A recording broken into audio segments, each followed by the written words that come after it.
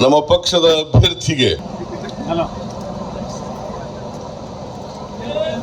ಈ ಚುನಾವಣೆಯಲ್ಲಿ ತಾವೆಲ್ಲ ಆಶೀರ್ವಾದ ಮಾಡಬೇಕು.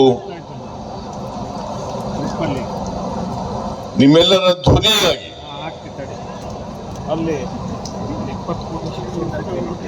ಕರ್ನಾಟಕದ ಪರವಾಗಿ ಲೋಕಸಭೆಯಲ್ಲಿ ಮಾತನಾಡಬೇಕು.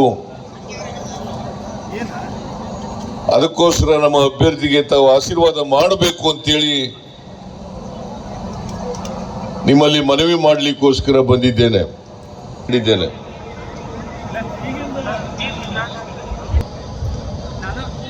ನಿಮಗೆ ಪ್ರಧಾನಮಂತ್ರಿಗಳು ನುಡಿದಂತೆ ನಡೆದಿದ್ದಾರೆ ಅಂತ ಅನಿಸಿದ್ರೆ ಅವರನ್ನ ಬೆಂಬಲಿಸಬೇಕು.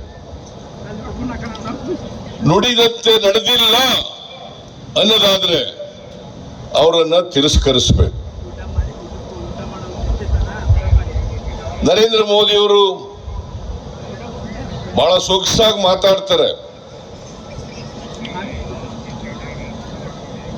ಇವತ್ತಿನವರೆಗೆ ಸುಳ್ಳುಗಳನ್ನ ಹೇಳಿ ಜನರನ್ನ ತಪ್ಪು ದಾರಿಗೆಳೆಯಲು ಮತ್ತು ಭಾವನಾತ್ಮಕವಾದಂತಹ ವಿಚಾರಗಳನ್ನ ಪ್ರಸ್ತಾಪ ಮಾಡಿ ಜನರ ಭಾವನೆಗಳನ್ನ ಕೆರಳಿಸಿ ಜಾತಿಯ ಹೆಸರಿನಲ್ಲಿ, ಧರ್ಮದ ಹೆಸರಿನಲ್ಲಿ, ದ್ವೇಷದ ಹೆಸರಿನಲ್ಲಿ ರಾಜಕಾರಣವನ್ನು ಮಾಡಿದ್ದಾರೆ. ನೀವು ಇನ್ನು ನಮ್ಮ ಚಾನೆಲ್ ಸಬ್ಸ್ಕ್ರೈಬ್ ಮಾಡಿಲ್ಲ ಅಂದ್ರೆ ಈಗಲೇ ಸಬ್ಸ್ಕ್ರೈಬ್ ಮಾಡಿ, ಶೇರ್ ಮಾಡಿ, ಲೈಕ್ ಮಾಡಿ.